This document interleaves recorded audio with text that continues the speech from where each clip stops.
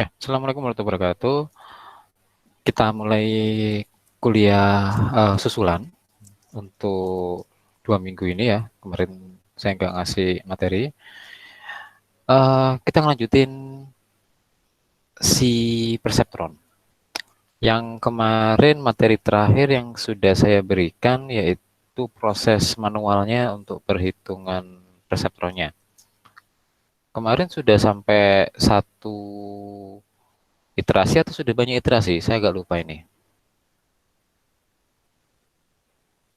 Halo? Satu iterasi atau banyak iterasi kemarin? Satu iterasi aja ya?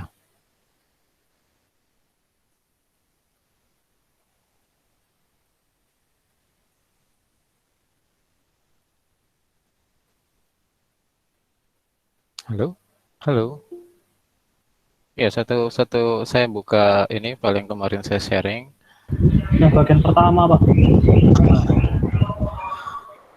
Ya, satu iterasi aja yang kemarin. Saya share screen dulu. Mana share screen?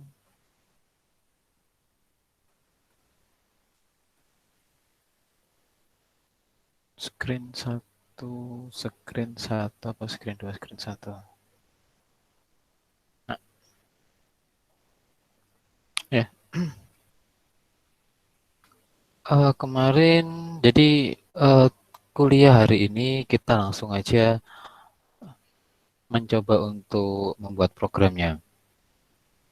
Kalau bikin program seperti ini yang banyak proses, maka nggak usah bingung dari mana prosesnya. Kita ikuti aja algoritmanya atau perhitungan manualnya. Kalau algoritmanya nggak ada, pasti ada rumus-rumusnya. Kalau rumusnya sudah dijabarkan ke perhitungan manual itu lebih enak lagi, lebih gampang lagi. Nah, mulai dari sini.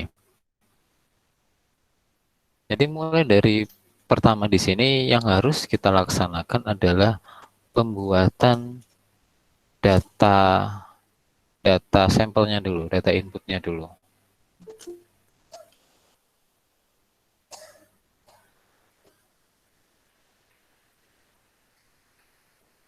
Oke, pembuatan data inputnya.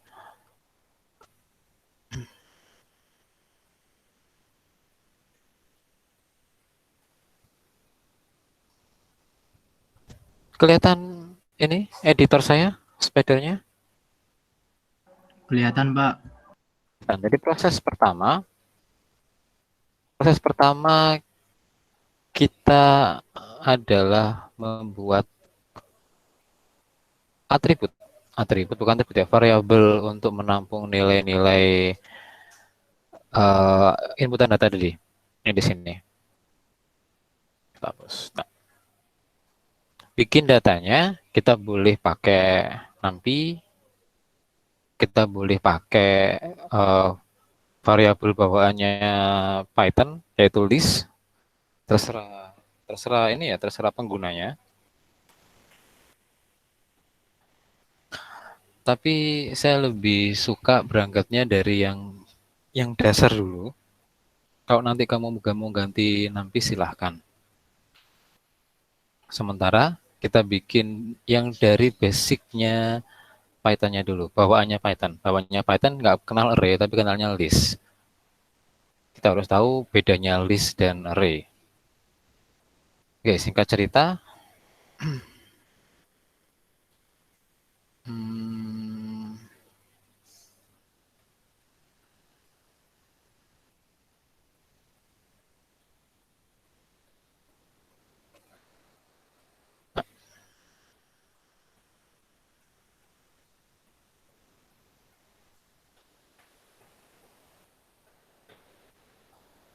ya. Jadi diikuti ini ya. Saya agak agak cepat. Saya tinggal kopas-kopas saja sudah bikin. Oops, sorry. Pindah ke Word dulu.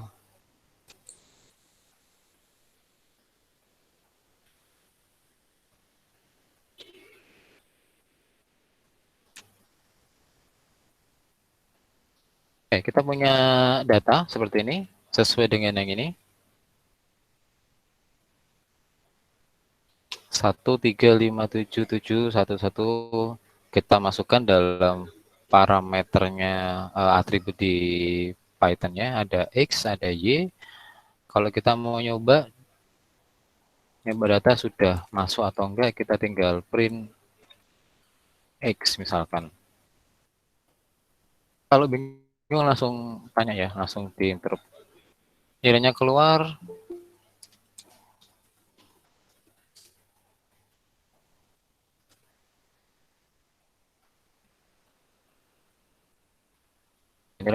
kita bisa cek di sini di variabel explore-nya keluar ada nilai X, ada Y. Ini gak usah dianggap ini tadi hasil saya running program yang lain. X dan Y sudah masuk di Python-nya. Sudah benar cara nulisnya seperti ini. Berarti kita sudah punya data X sama Y. Kemudian langkah berikutnya, scatternya dianggap hilang dulu. Maka kita harus menghitung kayak di ini ya, kayak di Excel kemarin, kita harus menghitung sigmanya dulu. Sigmanya gimana cara ngitungnya? Cara ngitung sigmanya, kita pakai Excel, kita harus, ini datanya, ini targetnya, kita harus punya parameter awal dulu untuk W1, W2, dan biasnya. W1, W2, dan biasnya. Maka kita bisa bikin kelas namanya Perceptron. Oke. Ya, saya sudah bikin kelas Perceptron. Terus kira-kira saya harus ngapain dengan proses ini dulu? Saya harus bikin apa itu di programnya? Silahkan, ada yang mau komentar? Saya harus bikin apa itu?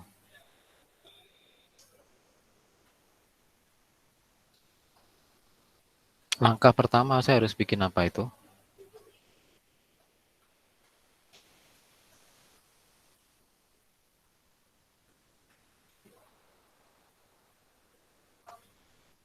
Halo?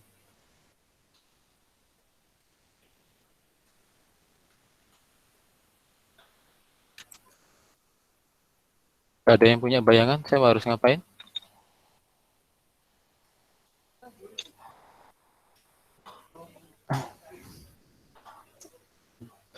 Belum dapat gambaran kah? Teman-teman di sini saya harus ngapain? Belum, Pak. Nggak ada ya? Uh, saya menggunakan konsep object oriented. Di dalam object oriented itu ada objek yang terbentuk dari sebuah kelas. Ini kelasnya nama Perceptron. Kelas tersebut punya atribut dan metode. Maka langkah pertama kita harus mendefinisikan atribut dari objek tersebut, dari kelasnya. Berarti atribut ini pencirinya objek tersebut. Maka data-data yang ada di Excel yang kemarin kalian mengerjakan, ada W1, W2, ada bias. Ini dimasukkan dalam atribut. Ada alpha ini juga dimasukkan dalam atribut.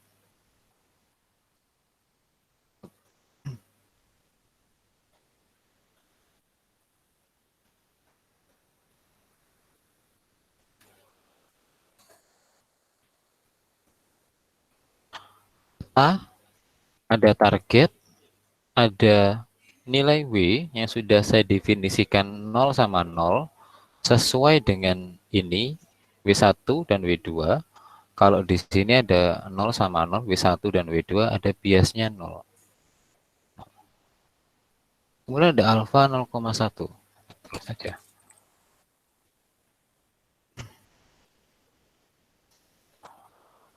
Parameter di dalam Perceptron sudah kita definisikan. Terus apa ini tujuannya data sama target ada di sini? Ini nanti data sama target ini diisi dengan nilai X sama Y-nya ini. Nah, untuk mengisikan ke sana, kita bisa bikin metode sendiri atau lebih umumnya kalau kita menggunakan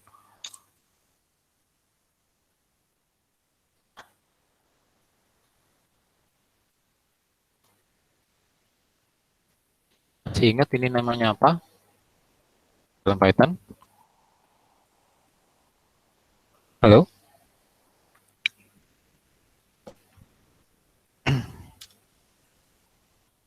Boleh ya? Ini namanya konstruktor.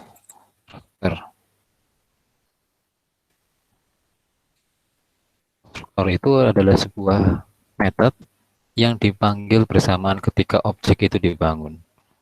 Jadi kita nggak perlu manggil konstruktor, sudah otomatis di running programnya. Apa yang harus ada di sini? Seharusnya ada di sini adalah nilai X kita tujukan ke data dan nilai Y kita tujukan ke target. Maka kita perlu mendefinisikan dua parameter tambahan, X dan Y, di mana nilai data itu diisikan dengan X dan nilai target kita definisikan sebagai Y. Ini.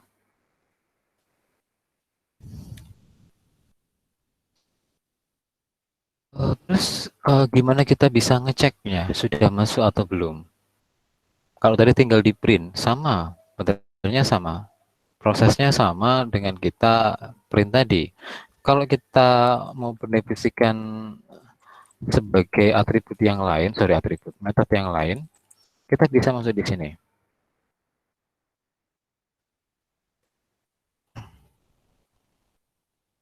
Data input, self data.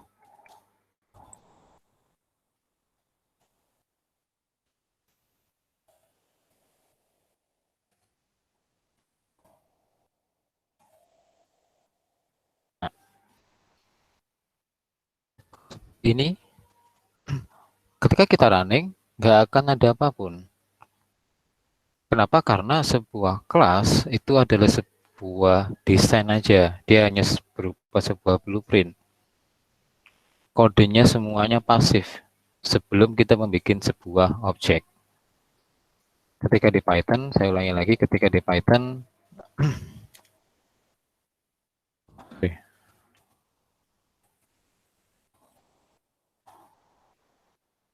komentar ya, nanti biar gampang belajarnya.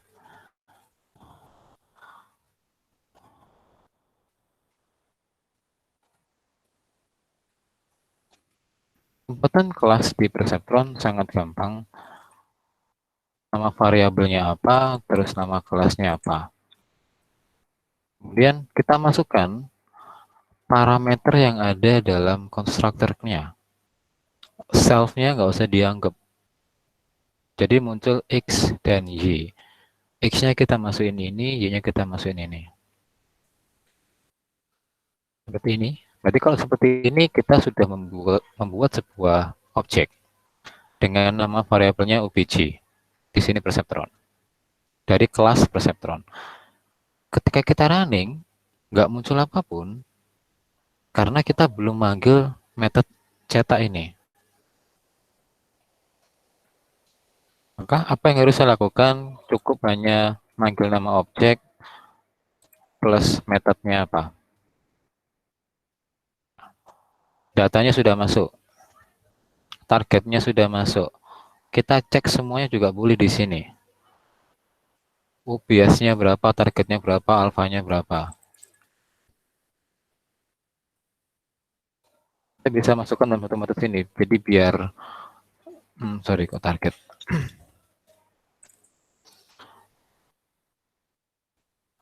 So, di sini penggantinya this ya di Java.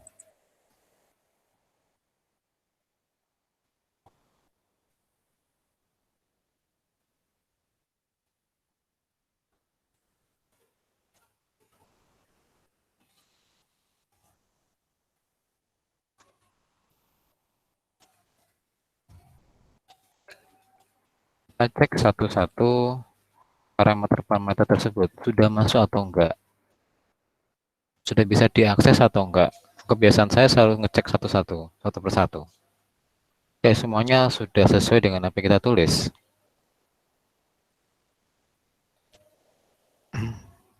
Ada pertanyaan?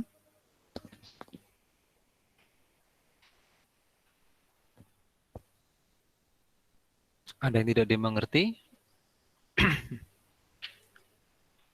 Halo?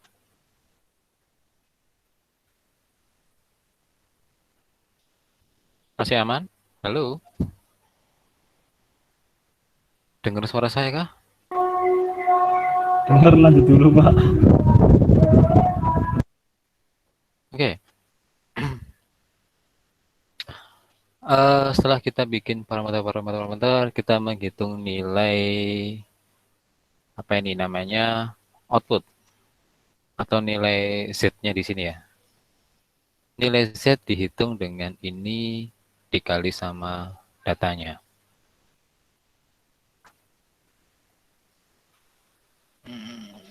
Sorry. Nah, berarti kita perlu sebuah metode untuk count Z. Tulis gini aja.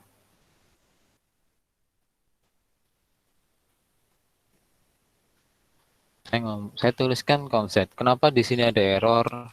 Karena saya belum menuliskan kode apapun. Kalau belum tulis kode apapun, biar nggak error, kita tulis pas. Oke. Langkah pertama, kita harus tahu dimensi dari datanya ini. Dimensi datanya. Kita bisa coba di sini. Kita sudah punya X, sudah punya Y. Ketika list, kita bisa menggunakan perintah len. X 6. Artinya dia punya 6 baris. Yang kita ingin tahu bukan 6 barisnya, tapi kolomnya ada berapa. Supaya kita bisa tulis indeks ke 0. Oh, ternyata untuk mengetahui kolomnya, caranya seperti ini. Length, variabelnya apa, kemudian indeksnya langsung kita pakai ke 0 aja. Langkah pertama itu kita harus tahu dimensinya, gimana cara mendapatkan dimensinya. Terus di sini. Nah, kita sudah coba di comment editornya di sini.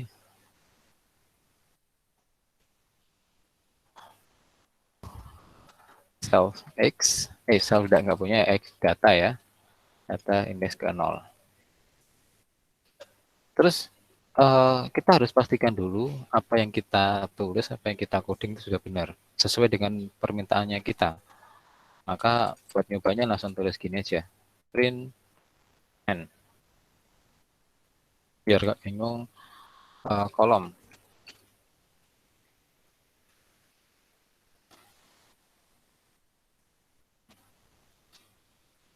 Ingat kalau di object oriented metodenya nggak akan berfungsi kalau kita nggak panggil. Jadi on set. Nah, kolomnya ada 2 sesuai dengan apa yang kita kerjakan. Sebentar.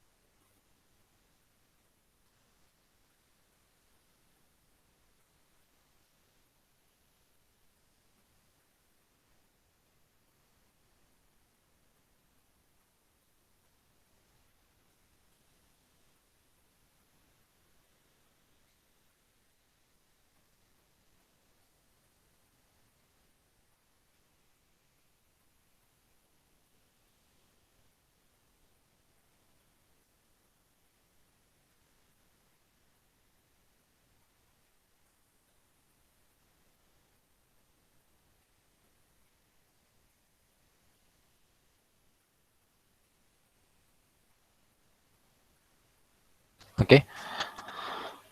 Setelah kita tahu banyak kolomnya, nilai X sama dan Y sama, maka kita lakukan perulangan. Perulangannya dilakukan untuk menghitung nilai X dan nilai W-nya. nilai X dan nilai W-nya.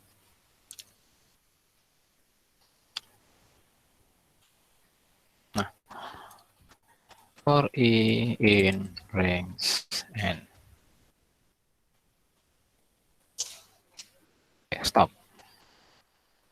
Tapi kita hitung adalah nilai W, kita hitung ada nilai Z dari data indeks yang pertama. Indeks yang pertama ya. Indeks ke I harusnya. Bukan I itu untuk ini. I 1, 0 sampai 1. Nah, satu buah baris saja yang kita hitung.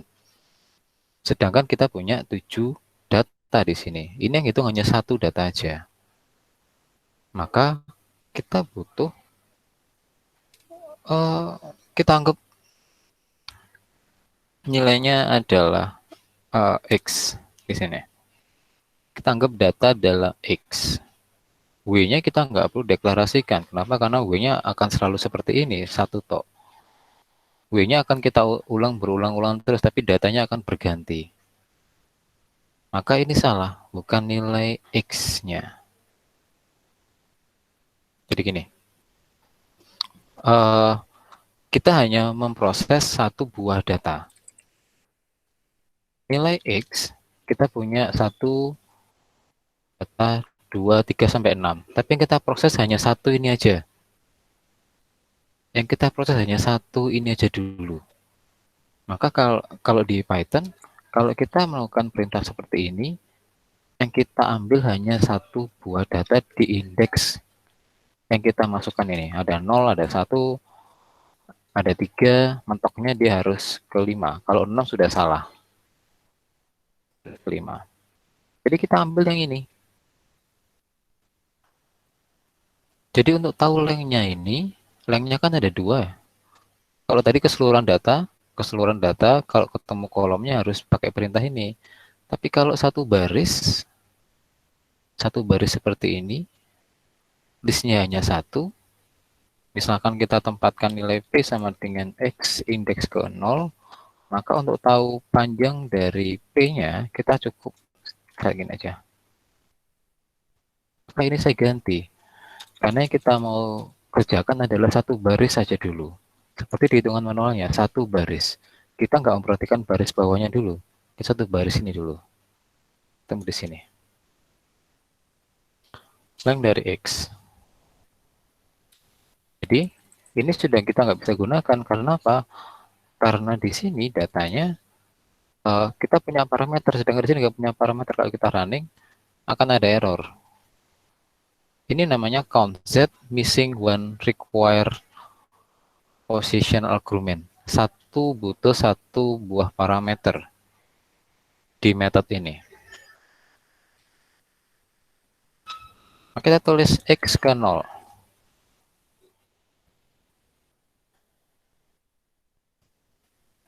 Has no attribute X. Perceptron has no attribute. Oh sorry, ini salah.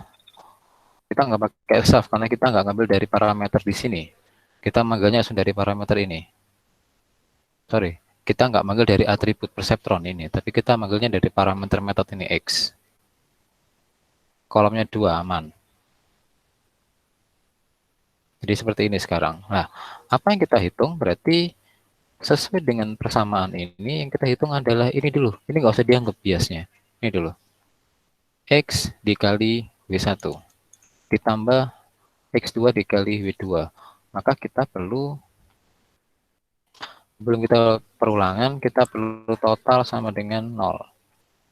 Total sama dengan total ditambah nilai X indeks ke I dikali nilai W indeks ke I. Untuk nyobanya, kita print total.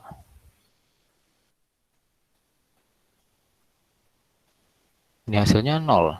1 dikali 0 ditambah 1 dikali 0 hasilnya 0. Belum kita jumlahkan dengan bias. Maka total sama dengan total ditambah dengan bias. Di akhir loopnya terakhir. Kenapa bias nggak ada? Karena bias kita ambil dari atributnya perseptron. Hasilnya tetap 0. Karena hasilnya sudah sesuai, kita coba hasilnya 0, kita coba tes. Hasilnya tetap 0. Semua yang kita masukkan pastinya hasilnya 0 di sini. Walaupun kita ganti data pun, kalau U-nya nggak berubah tetap 0. Maka kita nggak bisa menyimpan ini sebagai hasilnya, itu nggak bisa langsung kita masukkan ke atribut. Ini nanti karena diolah lagi ke bentuk Y-nya lagi ke sini. Maka kita pakai return. Return total. Kalau return total, nggak ada outputnya di sini. Tapi kita bisa melakukan gini. Kalau mau return, karena return bentuknya sebuah value,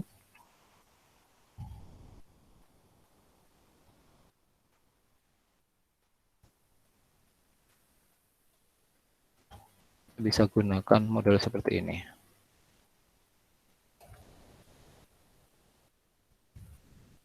Nilai Z-nya kosong.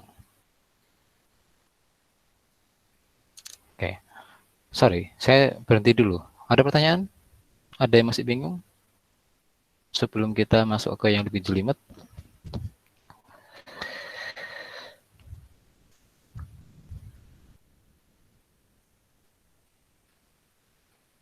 Halo? Halo?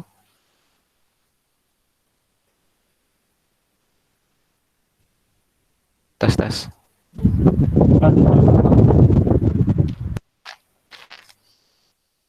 Nggak dengar mas, kremes mas.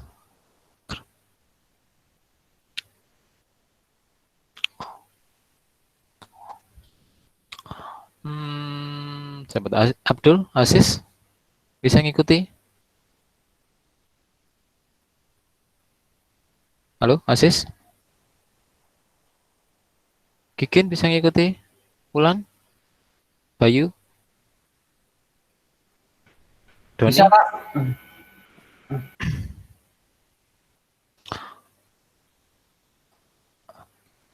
Diikuti aja perintah, sorry, hitung manualnya di sini. Setelah kita ketemu Z, maka kita menghitung nilai Y. Untuk menghitung nilai Y, kita gunakan kemarin pakai apa? Bipolar. Atau pakai apa ya kemarin? Bipolar ya, kalau nggak salah. Iya, yang ada 0, 1, sama minus 1. Gimana caranya bikin metode tersebut?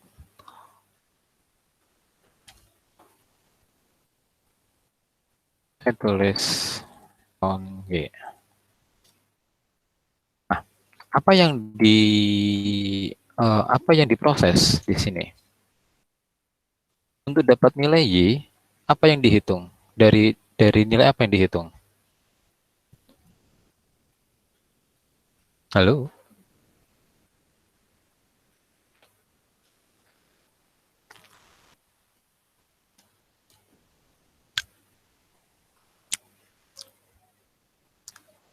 Mas Kikin, untuk ketemu nilai Y, apa yang harus dilakukan? Apa ya jadi inputannya apa? Nilai apa yang jadi inputan?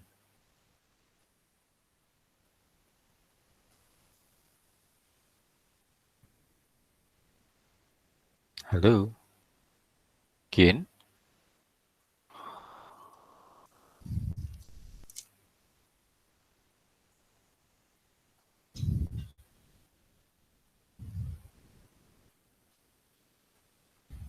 Nilai Z. Novia kenapa nggak ngomong? Novia, ulang kenapa nggak ngomong?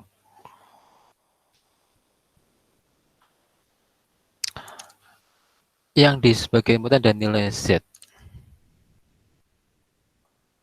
Maka nilai Z-nya di sini, karena Z-nya belum masuk dalam atribut dan tidak masuk sebagai atribut, maka kita masukkan dalam parameter Z di sini. Terus outputnya adalah Y. kita tulis saja y-nya sama dengan kosong awalnya, deklarasi awalnya. Terus apa nilai y ini berubah? Nilai y ini berubah ketika if. Gimana caranya? Gimana caranya untuk dapat nilai y?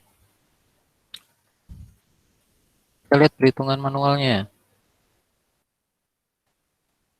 Nilai y berubah ini menggunakan konstanta theta. Masuk kita harus punya variabel theta. Tetanya kita setting 0,1. Oh, ternyata kurang. Theta sama dengan 0,1. Jika theta lebih besar, salah. Jika z lebih besar daripada theta, maka nilai y-nya sama dengan 1. Else if, nggak pakai kurung ya. Saya nggak pakai kurung deh. Else if nilai z-nya, nilai z kurang dari minus theta, self theta, maka nilainya apa? Harusnya minus 1. Jika nggak ada di mana-mana, nilainya tetap 0. Atau kita bisa tulis, biar komplit, kita tulis y-nya sama dengan 0. Nah, boleh kita tulis else, boleh enggak, tapi biar komplit aja. Karena deklarasi awalnya y-nya sama dengan 0. Kenapa ini dalam lambang warning? Karena nilai y-nya nggak kita gunain apapun. Maka kita bisa nulis return atau print z aja. Print y, sorry. Nanti kalian digunakan terus itu y-nya. Nah,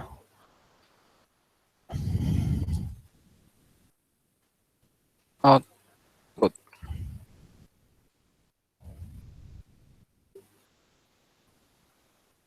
Nilai y-nya kosong. Kenapa kosong? Ya karena dia tetanya 0,1 nggak masuk di sini, maka nilainya 0, sama dengan di Excel-nya. Oh, count y, tapi belum kita panggil. Sorry, ini nilai z. Maaf, saya sendiri lupa. Karena bentuknya bukan return ya. Return kita nggak bisa print seperti ini, kita tulis seperti ini. Oke, nilai yang kita masukkan 0. Maka outputnya 0. Kita coba nilainya yang kita masukkan 2. Harusnya outputnya berapa? Harusnya 2 itu di atas 0,1. Harusnya nilai y-nya 1. Oke, sekarang kalau kita ganti minus 2, seharusnya nilainya minus 1. Oke. Berarti fungsi objektif di sini, count y di sini aman. Atau kalau kita bisa beri metode namanya sigmoid, bipolar, sesuai dengan rumusnya, terserah. Saya lagi pingin nulis count y. Nah, parameter ini kita dapat dari mana count z ini? Kita dapatkan dari ini ya, dari count z ini. Maka sekarang kita manfaatkan aja di sini konstruktornya. Konstruktor adalah sebuah metode yang dieksekusi ketika objek itu terbentuk. Maka kita tulis di sini, kita garap adalah kita ngitung z-nya dulu tadi. Z adalah diambil dari count z, dimana x-nya, sorry, saya bedain di sini.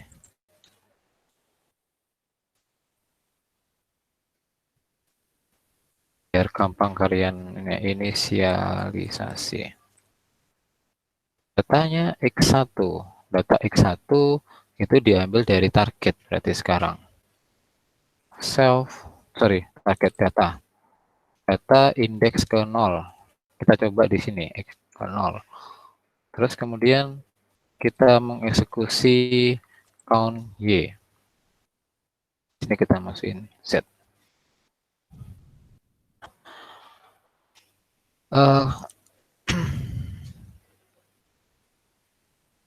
Kita lihat Y-nya di sini.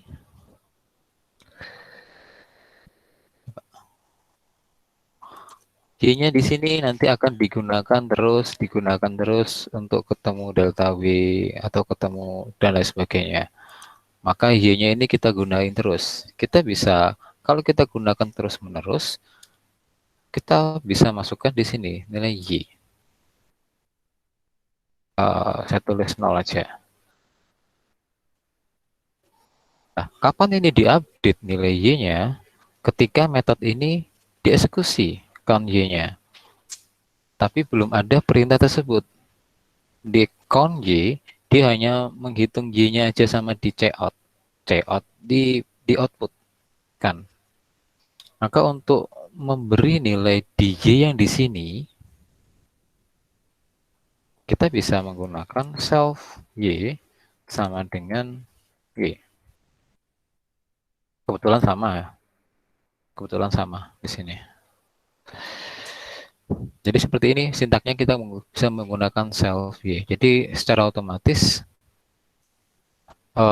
ketika saya mengeksekusi count Y, metode count Y, nilai Y-nya akan berubah. Misalkan sekarang kita coba minus 10 lah, 100. Deklarasi awalnya. Kemudian di sini kita eksekusi. Print out Y.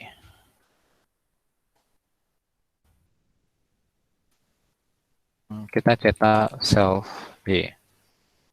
Kita mau nyoba seharusnya Y-nya sudah berubah atau enggak. Y-nya sudah berubah. Yang awalnya kita dedikasikan minus 100, dengan kita mengeksekusi metode ini, maka Y-nya sudah berubah jadi 0. Oke, amankah? Bisa kita lanjut?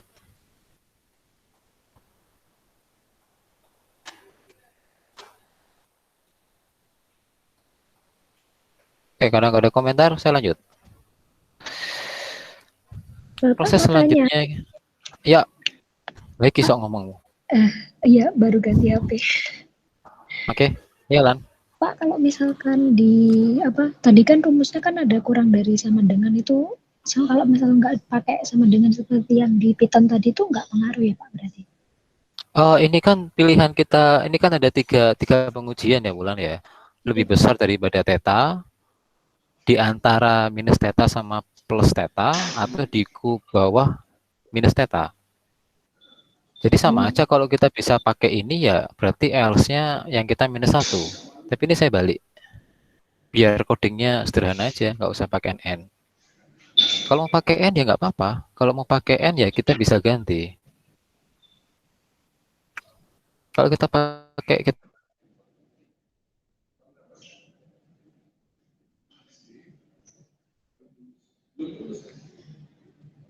dipakai yang N ini, nilainya ganti 0, maka gini, jika nilainya lebih besar dari theta, maka kita pakai konjungsi N. Nilai Z-nya kurang dari, lebih besar daripada minus theta. Self gini. Sama aja lah. Gini. Self theta lebih besar daripada theta. Kenapa ini? Di sini digantinya minus 1 berarti else-nya. Jadi sama aja benernya. Kalau kita eksekusi tetap 0. Kalau kita ganti, kita coba tadi Z-nya 7, harusnya plus 1. Kalau kita ganti 0,001, harusnya berapa nilainya? Berapa ya? Di 0, Harusnya nilainya 0. iya, Bener kan? iya, Kalau kita ganti minus 9, harusnya juga nilainya minus. minus Oke, 1. jadi nggak ada masalah. Jadi nggak ada masalah kita mau pakai yang mana, asalkan pengujiannya sesuai. Tapi kan lebih simpel tadi ya, Bulan. Iya Pak, yang Nggak tadi. usah pakai NN. Kalau kita pakai N, sama aja, nggak apa-apa. Ada lagi Oh, nih di tangannya kan? udah Pak, makasih. Oke, kita lanjutkan sekarang untuk menghitung delta W. Gimana cara menghitung delta W? Masuk proses ke update bobot dan bias. Delta W akan dihitung ketika nih, ketika T sama tidak sama dengan Y. Diuji dulu. Kalau T tidak sama dengan W, maka delta W-nya maka kosong. Nah, ini ya, diuji dulu. Di Excel-nya diuji dulu. Ketika ini sama ini nggak sama maka kita menghitung delta W. Tapi kalau sama kita nggak usah menghitung. Langsung diisikan nilai 0. Maka kita perlu sebuah atribut untuk menyimpan yang namanya delta W itu. Yuk, ada yang masuk?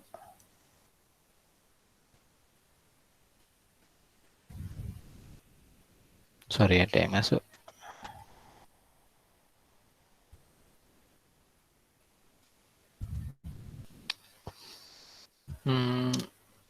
Kita bisa masukkan ke atribut atau kita bisa langsungkan ke yang lain. Suka-suka programmer ya. Suka-suka programmernya mau ngapain. Pertama, kita nggak usah mikir itu, kita mikirnya pengujian ini dulu. Uh, output yang kita hasilkan, Y-nya tadi, sesuai nggak sama target. Pengujian itu yang awalnya dulu. Kita harus melakukan pengujian itu.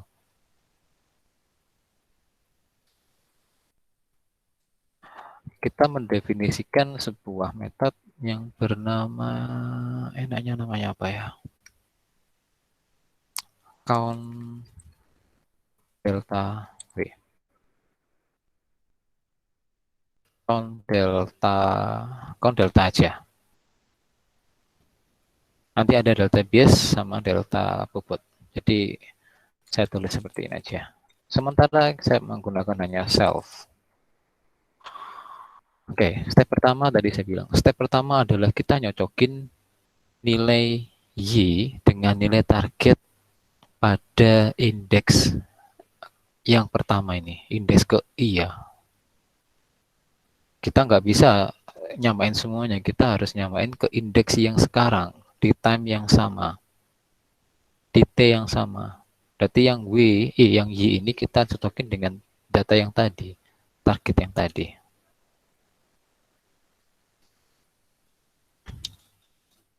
Kita butuh sebuah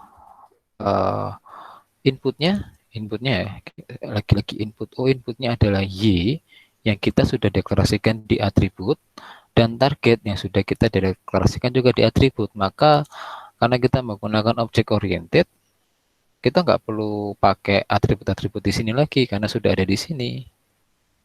Kita cukup tinggal panggil aja. Pertanyaannya adalah nilai Y ini ada 6. Mana yang harus tak tuju? Yang harus dituju itu yang mana? Maka kita perlu sebuah parameter untuk menunjukkan indeksnya. Indeks yang mana? Indeks yang mana yang kita tuju? Maka saya tulis T. Time keberapa? Atau iterasi keberapa yang harus kita tunjuk? Kita uji. Kita coba nilainya, saya kasih parameter Q aja. Q sama dengan minus 100. Inisialisasi awal. Jika nilai self Y diindeks ke T sama dengan self Y, oh, kenapa ada metode? Uh, self Y sama-sama Y kah? Oh sorry, target. Ini target, bukan Y. Jika target sama dengan nilai Y, maka kita tulis Q-nya sama dengan 1. Tulis Q. Kita coba.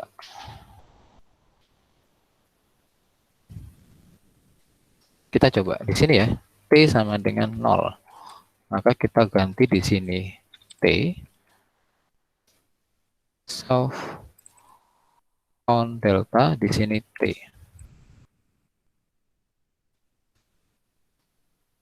Oh, sorry, belum saya cetak.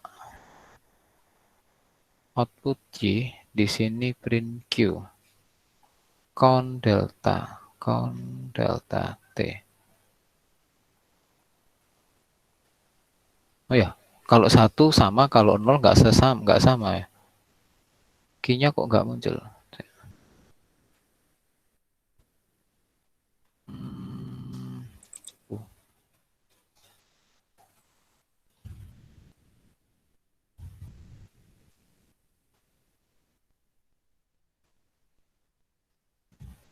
Coba.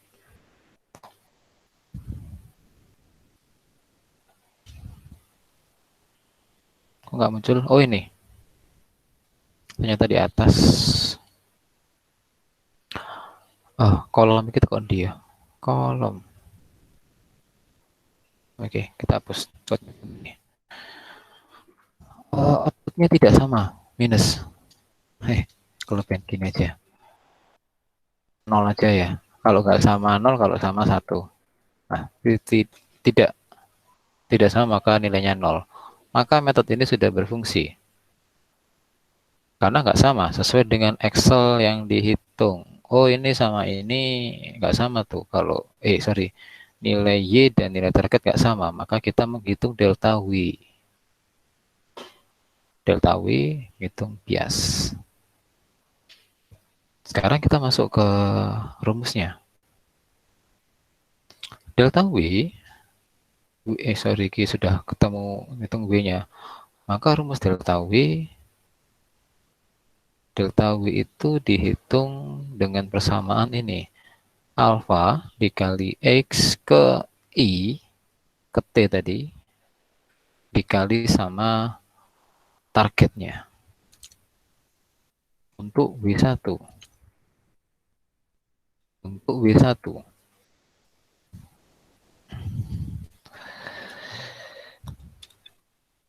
Satu ya. Ketika dia sama, maka nilainya nggak akan berubah. Kita tulis gini. Maka kita sekarang punya yang namanya delta W. Delta W kita definisikan sebagai array kosong, bukan array list kosong. Kalau list kosong ini gini aja, maaf. 0,0.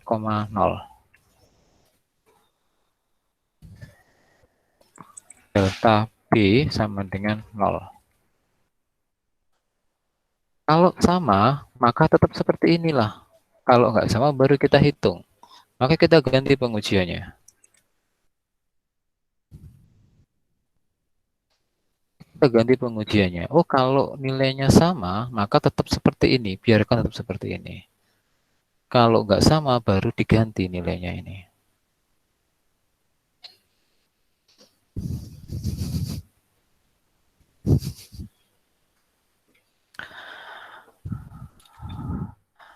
Kalau nggak sama, kita hitung. Caranya begini, delta W, W alpha, apa nih, alpha dikali X1 dikali target. Kita melakukan dua pengujian, di mana yang kita hitung adalah dua atribut di sini. Sama kayak tadi, maka kita perlu bantuan length.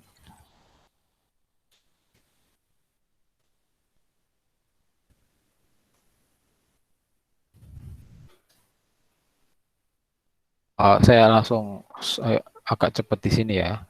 Saya langsung double program, biasanya nggak saya double satu-satu, cuma saya double ini langsung. Delta W, sorry, rings N kok W sampai dengan N. Yang kita hitung adalah delta W-nya, kita update nilainya. Update nilai delta W, maka kalau kita mau mengakses yang sana, mengakses di sini, kita ganti, kita nggak tahu. Saya akan gini, bagaimana ya cara gantinya di sini? Cara gantinya, misalkan kita punya pemrograman baru sama ini, misalkan kita nggak tahu listnya, kita coba tulis P sama dengan 0,0. Maka saya mau ganti indeks yang pertama, yang ini, diganti dengan nilai 1. Kalau array biasa, kita tulis seperti ini. Berubah nggak? Kita cek. Oh, ternyata berubah. Ternyata bisa seperti ini aja. Indeksnya kita ganti sama kayak array, berarti caranya. Oke, seperti ini. Nggak ada perbedaan setelah kita coba.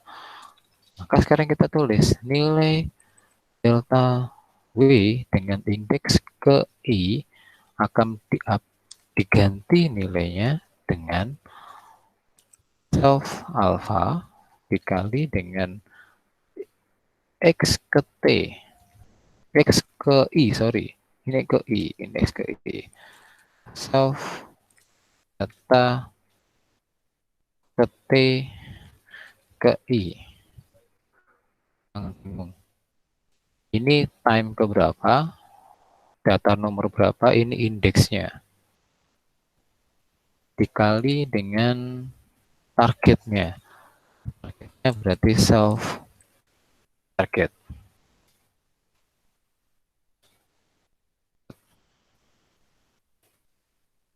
Kita mau nyoba, saya pastikan saya coba dulu metode yang saya gunakan.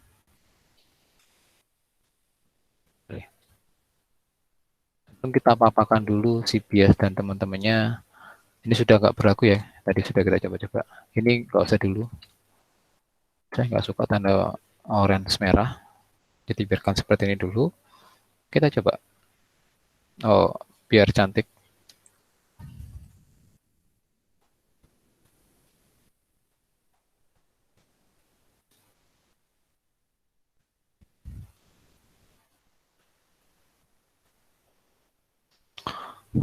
List indicated must be integer as less notable.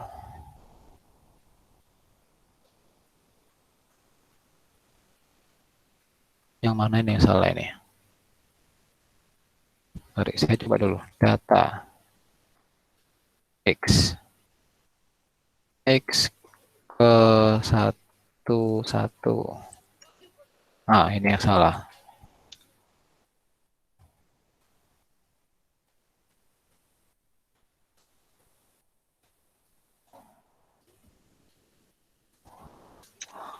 Kalau saya mau ngakses 31 berarti harusnya 1 ke 0. Benar, berarti gini, saya salah nulisnya. Kalau salah, jangan bingung. Coba di tes di sini dulu, enaknya si Spider kayak gini. Enaknya si Python juga ada langsung komen windownya. Cannot multiply sequence, not integer, not float. Oh, bentuknya float di sini.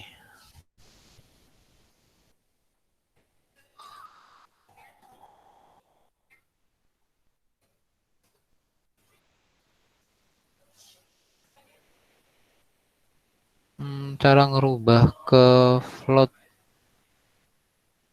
Cara ngerubah ke float.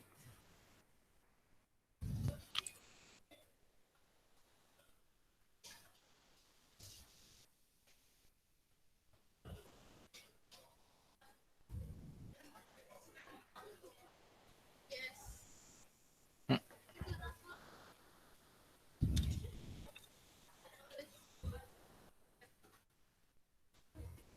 hmm. Apa nggak bisa?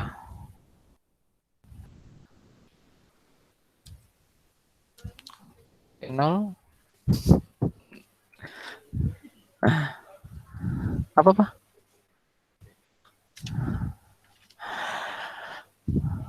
Oke, kita pakai cara yang lain. Oke, ini saya pakai kosong. Kemudian saya simpan sebagai parameter A,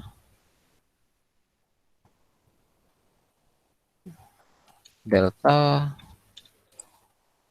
P sama dengan delta W dot append A.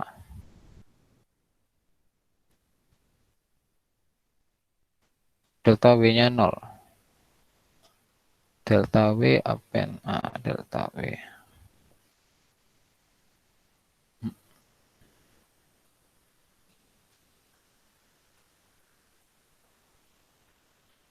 Kenapa kok 0? Saya tes dulu di sini.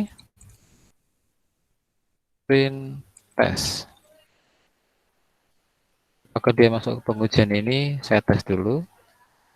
Dia masuk pengujian ini, nggak ada masalah dengan pengujiannya.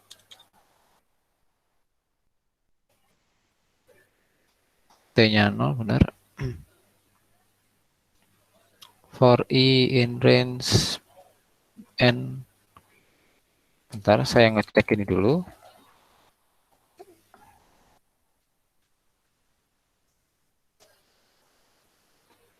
Oh, N-nya kok 0? Oh iya, soalnya ini 0. Sorry. Ah,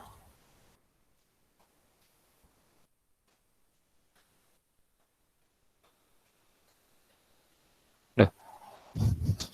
Oh, astaga. Dari tadi itu masalahnya di sini. Ini target ke T.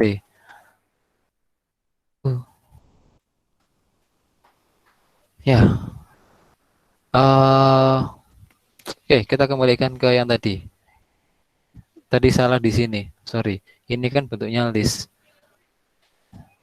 Tadi bentuknya list, saya lupa nggak berindeks.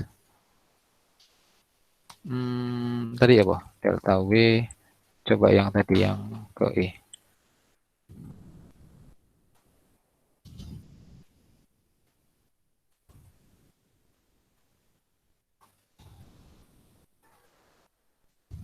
Nah, 0,1, 0,1. Kita cek hasilnya 0,1, 0,1. W-nya selesai, berarti sekarang biasnya. Kita hitung bias delta B sama dengan 0,0. Jika masuk di sini ya, jadi masuk dalam perulangannya, atau kita masukkan di sini boleh, delta B sama dengan, rumusnya untuk hitung biasnya, bias itu nggak pakai ini ya, nggak pakai X. Cuma saya mau tunjukkan formulanya. Delta W. Bias ini alfa dikali sama T, nggak ada W. Ini alfa dikali sama self target. Jangan lupa kasih T. Nanti error kayak tadi.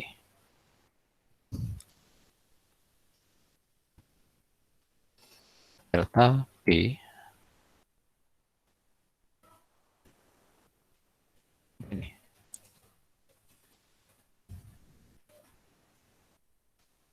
Delta W-nya 0,1, jadi biasanya 0,1. Oke, berarti sudah benar. perangkat ini. Sudah benar, ini perangkat. Biar gampang, kita bisa menggunakan double return delta W delta B, tapi biar gampang karena kita menggunakan object oriented, tulis aja di sini delta W sama dengan entah berapa nilainya, delta B sama dengan 0,0 misalkan, biar sama integernya, floatnya. Kita update nilai delta W dan nilai delta B di sini.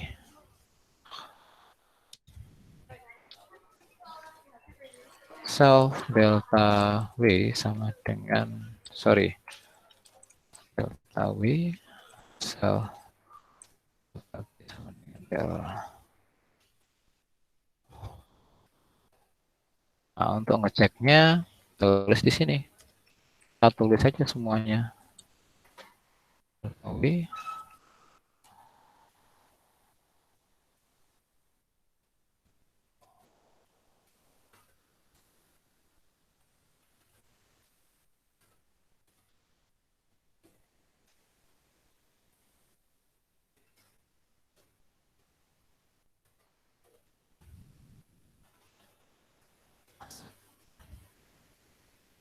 ada pertanyaan? Masih sama saya kah?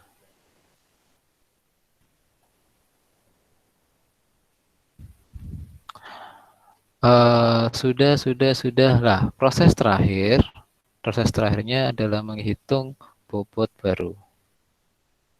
Bobot barunya dihitung W ditambah dengan delta W. W ditambah dengan delta W.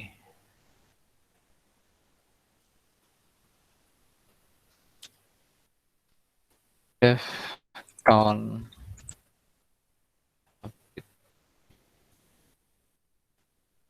self. Tetap nggak perlu target, nggak perlu T, nggak perlu time, karena kita count adalah pasti di sini ya. Sama kita harus definisikan dulu length dari P in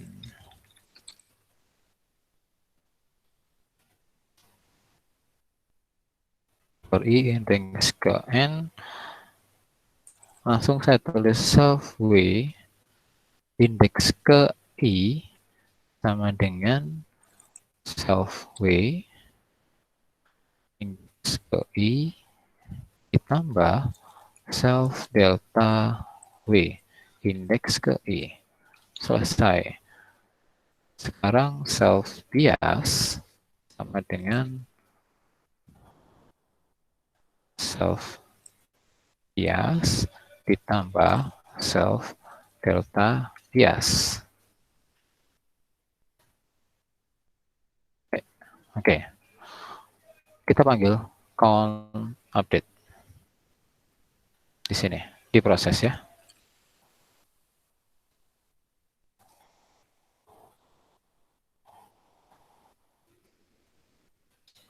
Kalau kita running, nggak ada apa-apa, bobotnya masih, ini sudah ganti ya. Bobotnya sudah ganti 0,1, 0,1, base sudah ganti 0,1. Berarti proses yang ini selesai. Tinggal kita melearning satu buah epoch, satu buah iterasi terus-menerus. Nah, ini T-nya ini. T-nya kita ganti 0, 1, 2, 3 sebanyak jumlah N. N ini panjang datanya. Maka, biar gampang, kita learning. Biar gampang, kita menggunakan sebuah metode learning untuk membuat iterasi. Proses ini kita pindahkan ke sini nanti. Tapi perulangannya dihitung. Sebanyak N itu kita masukkan dalam panjang datanya. Seperti nggak punya data dia. Kalau nggak pakai self. For I in strings n. T-nya nih T aja, jangan I. Copy di sini.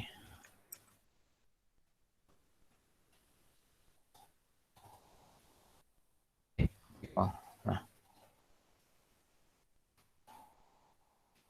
di Python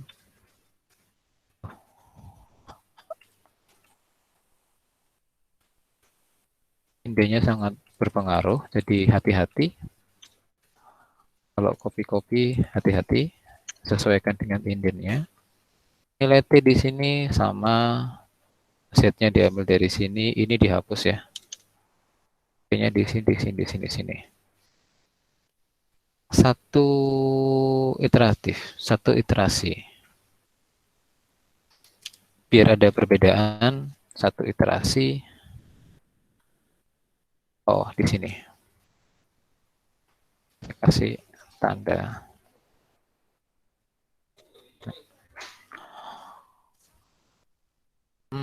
Nggak ada yang berubah. Nggak ada yang berubah. Nggak ada yang berubah. Nggak ada yang berubah. Karena saya belum melakukan proses. Belum saya panggil learning-nya. Self learning. Ini satu iteratif ya. Cetaknya saya masukkan di sini. Saya hapus. Cetaknya saya masukin di sini aja. Jadi per iteratif nyetak semua data itu. Nyetak semua data, W-nya berubah. Kita lihat berubahnya 0,4, 0,3 sama 0. Lah, sama persis. 0,4, 0,3 sama 0. Selesai satu iteratif. Satu buah data. 1 jam tadi kita ngoding bareng-bareng. Saya ngoding ya, maaf. 1 jam kita dapat satu iteratif. Nantinya, saya pamer sedikit.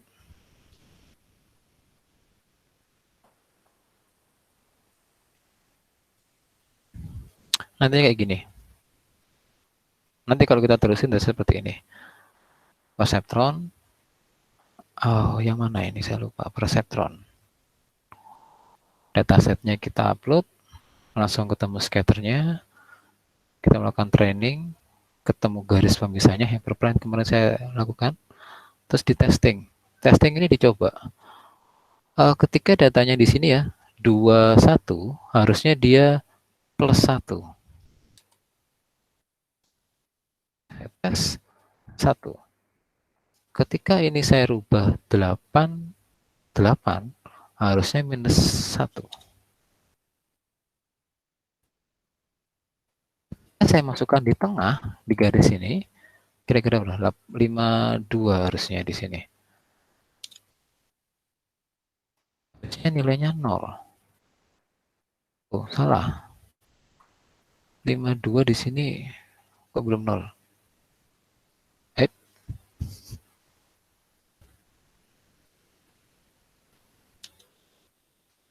54 terusnya -1 kali 54. 51 di sini 61. Saya coba. Berarti ada kesalahan di sini. Untuk nilainya labelnya 0. Nanti bisa koreksi, saya belum benerin berarti. Ada bugnya di sini. Saya coba 21. Ya, ada kesalahan di sini ketika jadinya 0. 16. Coba sih. Ada kesalahan ketika pengujiannya di sini. Harusnya jadi 0. Nanti kira-kira jadi seperti ini. Cuma testingnya ada bugnya tadi, kalau nggak bisa di tengah ini harusnya jadi 0.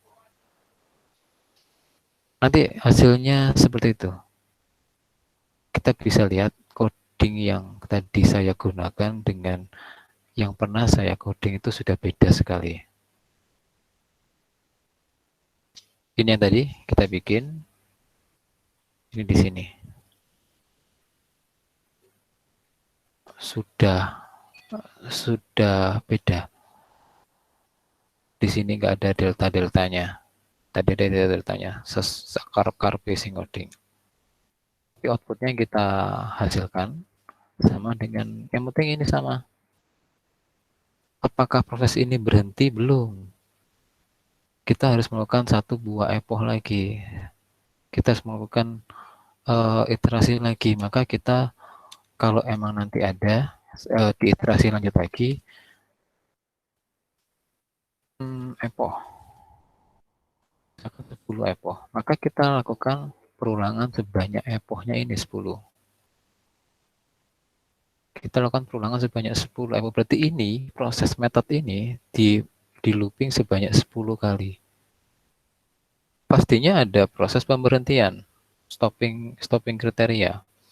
Kalau di program saya yang ini, saya bikin sebuah kelas baru.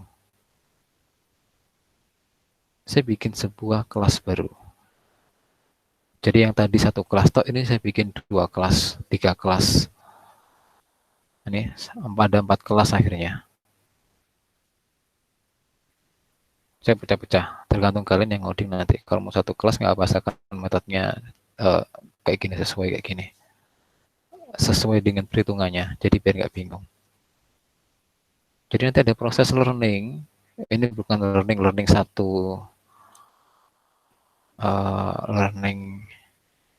learning ini ya, maksudnya learning ini belum learning ya, iteratif aja.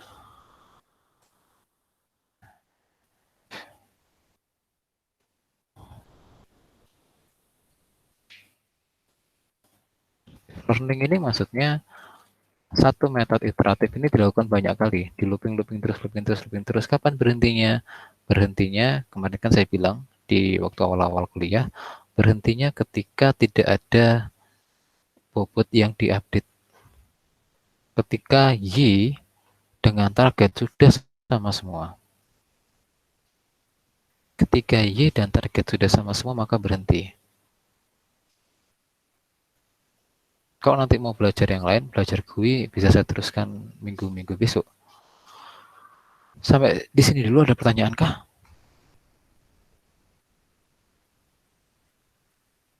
Kalian kalau mau saya jadi seperti ini bisa. Ketemu garis-garis, dan sebagainya. Ada pertanyaan? Halo? Cukup?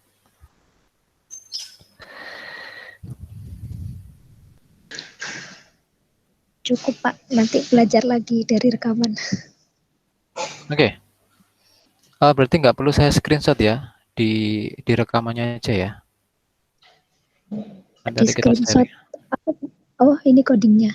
Ya, nggak usah dari video aja. Bikin repot saya nanti. Kan dari video sudah cukup.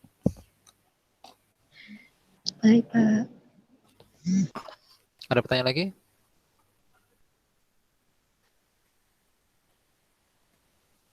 Gak ada pertanyaan?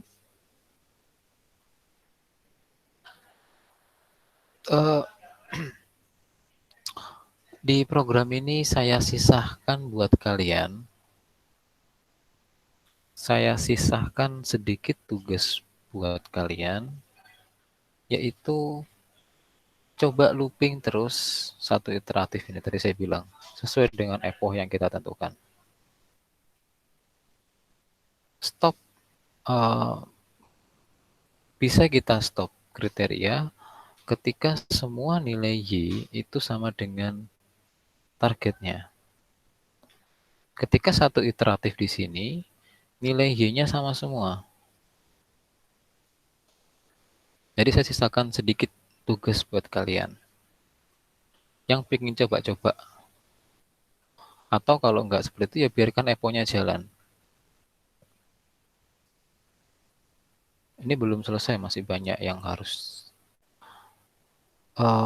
dievaluasi. Oh, kalau sudah 10 epoch, terus apa yang harus saya evaluasi? Yang harus dievaluasi harusnya tingkat akurasinya berapa. Terus gimana cara bikin metode testingnya? Itu harus memanggil metode-metode yang sudah ada. Ini kita panggil, ini kita panggil, udah selesai.